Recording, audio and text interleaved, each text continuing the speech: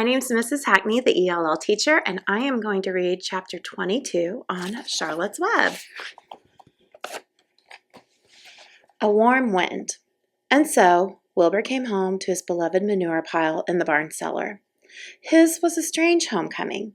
Around his neck he wore a Medal of Honor. In his mouth he held a sack of spider's eggs. There was no place like home, Wilbur thought, as he placed Charlotte's 514 unborn children carefully in a safe corner. The barn smelled good. His friends, the sheep, and the geese were glad to see him back. The geese gave him a noisy welcome. Congratulations, they cried. Nice work. Mr. Zuckerman took the medal from Wilbur's neck and hung it on the nail above the pig pen, where visitors could examine it. Wilbur himself could look at it whenever he wanted to. In the days that followed, he was very happy. He grew to a great size. He no longer worried about being killed, for he knew that Mr. Zuckerman would keep him as long as he lived. Wilbur often thought of Charlotte. A few strands of her old web still hung in the doorway. Every day, Wilbur would stand and look at the torn, empty web, and a lump would come to his throat. No one had ever had such a friend, so affectionate, so loyal, and so skillful. The autumn days grew shorter. Lurvy brought the squashes and the pumpkins in from the garden and piled them on the barn door, where they wouldn't get nipped on frosty nights. The maples and birches turned bright colors, and the wind shook them, and they dropped their leaves one by one to the ground.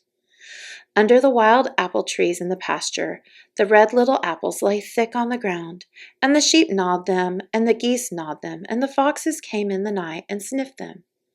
One evening, just before Christmas, snow began falling.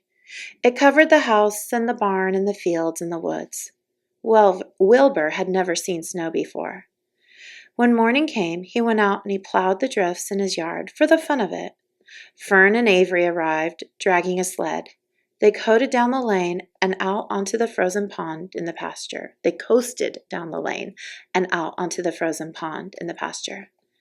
Coasting is the most fun there is, said Avery.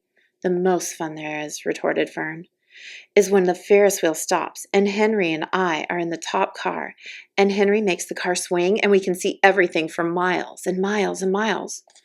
Goodness, are you still thinking about that old Ferris wheel? Said Avery in disgust. The fair was weeks and weeks ago. I think about it all the time, said Fern, picking snow from her ear. After Christmas, the thermometer dropped to 10 below zero. Cold settled on the world. The pasture was bleak and frozen. The cows stayed in the barn all the time now, except for the sunny mornings when they went out and stood in the barnyard in the lee of the straw pile. The sheep stayed near the barn, too, for protection. When they were thirsty, they ate snow. The geese hung around the barnyard the way boys hang around the drugstore, and Mr. Zuckerman fed them corn and turnips to keep them cheerful. Many, many, many thanks, they always said when they saw food coming. Templeton moved indoors when winter came. His ratty home under the pig trough was too chilly, so he fixed himself a cozy nest in the barn behind the grain bins. He lined it with bits of dirty newspaper and rags, and whenever he found a trinket or a keepsake, he carried it home and stored it there. He continued to visit Wilbur 3 times a day, exactly at mealtime, and Wilbur kept the promise he had made. Wilbur let the rat eat first.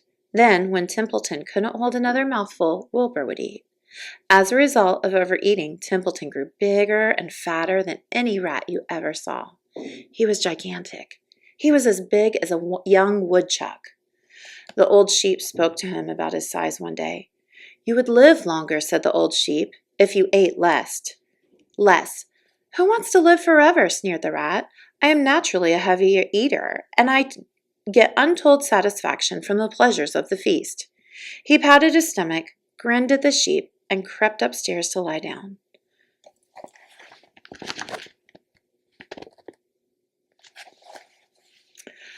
All winter, Wilbur watched over Charlotte's egg sack, as though he were guarding his own children. He had scooped out a special place in the manure for the sack, next to the board fence.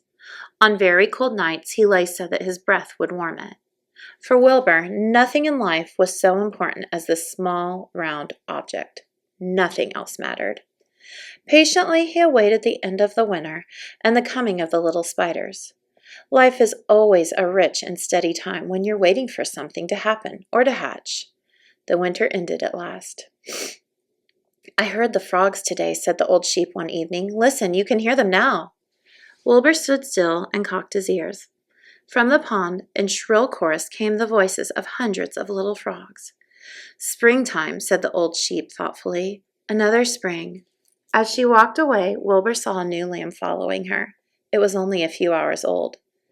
The snow melted and ran away. The streams and ditches bubbled and chattered with rushing water. A sparrow with a streaky breast arrived and sang. The light strengthened, and the mornings came sooner. Almost every morning there was another new lamb in the sheepfold. The goose was sitting on 9 eggs. The sky seemed wider and warm wind blew. The last remaining strands of Charlotte's old web floated away and vanished. One fine, sunny morning after breakfast, Wilbur stood watching his precious sack. He wasn't thinking of anything much. As he stood there, he noticed something move. He stepped closer and stared. A tiny spider crawled from the sack. It was no bigger than a grain of sand, no bigger than the head of a pin. Its body was gray with a black stripe underneath. Its legs were gray and tan. It looked just like Charlotte. Wilbur trembled all over when he saw it. The little spider waved at him, and then Wilbur looked closely.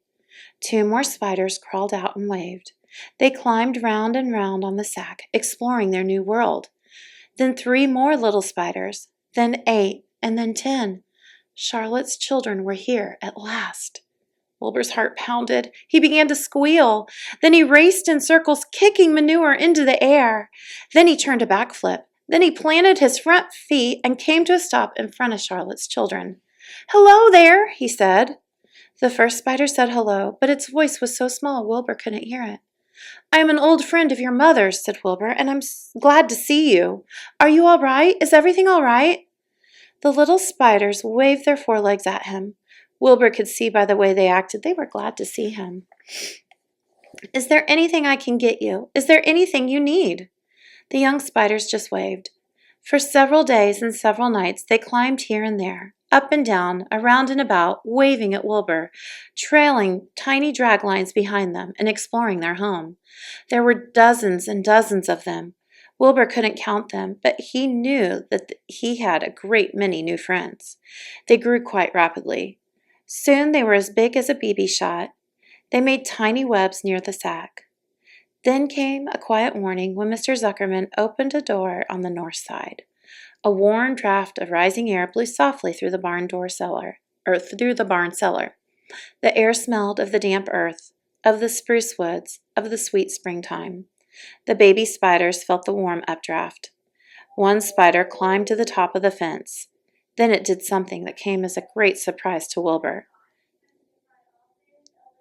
The spider stood on its head, pointed its spinnerets in the air, and let loose a cloud of fine silk. The silk formed a balloon, and as Wilbur watched, the spider let go of the fence and rose in the air. "Goodbye," it said, and it sailed through the doorway. "Wait a minute!" screamed Wilbur. "Where do you think you're going?" But the spider was out of sight. Then another baby spider crawled to the top of the fence, stood on its head, made a balloon, and sailed away. Then another spider, then another. The air was soon filled with balloons, each balloon carrying a spider. Wilbur was frantic. Charlotte's babies were disappearing at a great rate. "Come back, children," he cried. "Goodbye," they called. "Goodbye, goodbye." At last one little spider took enough time to stop and talk to Wilbur before making its balloon. "We're leaving here on the warm updraft. This is the moment for setting forth. We are aeronauts, and we are going into the world to make webs for ourselves." "But where?" asked Wilbur. "Wherever the wind takes us. High, low, near, far, east, west, north, south. We take to the breeze, we go as we please." "Are all of you going?" asked Wilbur. "You can't all go. I would be left all alone with no friends." "Your mother wouldn't want that to happen, I'm sure." The air was now full of balloonists that the barn cellar looked almost as though a mist had gathered. Balloons by the dozen were rising, circling, and drifting away through the door, sailing off into the gentle wind. Cries of "Goodbye, goodbye, goodbye" came weakly to Wilbur's ears. He couldn't bear to watch any more. In sorrow, he sank to the ground and he closed his eyes. This seemed like the end of the world, to be deserted by Charlotte's children. Wilbur cried himself to sleep. When he woke up, it was late afternoon. He looked at the egg sack. It was empty. He looked into the air. The balloonists were gone. Then he walked drearily to the doorway where Charlotte's web used to be. He was standing there, thinking of her, when he heard a small voice. "Salutations," it said. "I'm up here." "So am I," said another tiny voice. "So am I," said a third voice. "3 of us are staying. We like this place and we like you." Wilbur looked up.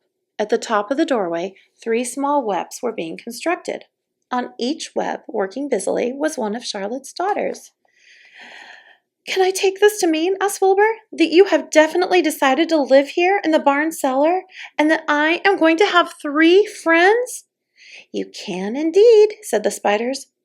"What are your names, please?" asked Wilbur, trembling with joy.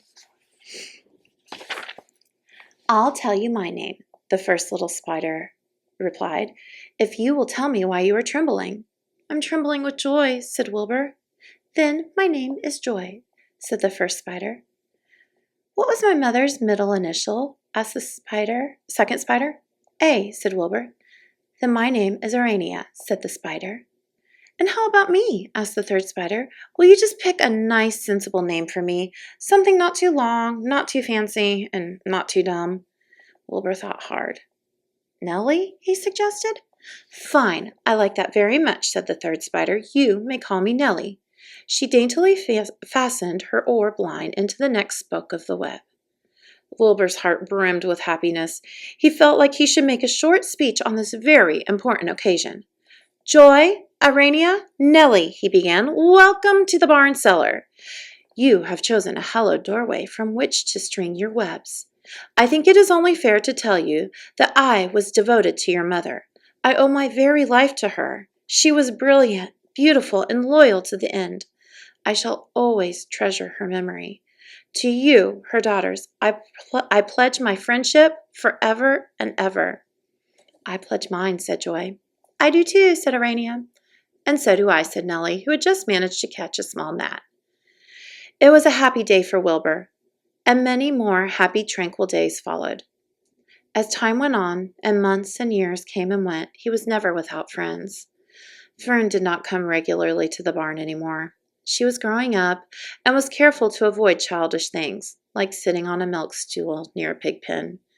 But Charlotte's children and grandchildren and great-grandchildren, year after year, lived in the doorway.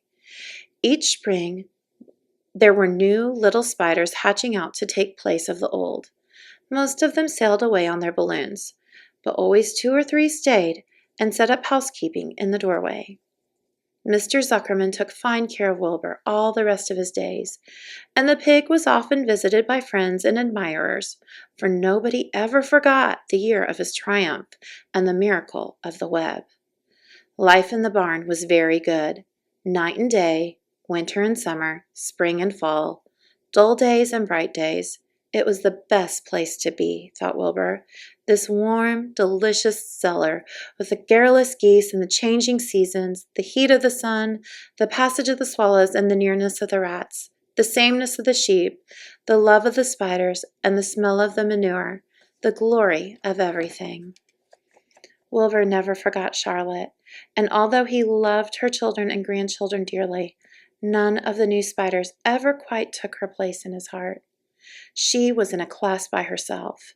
It was not often that someone comes along who is a true friend and a good writer. Charlotte was both. The end.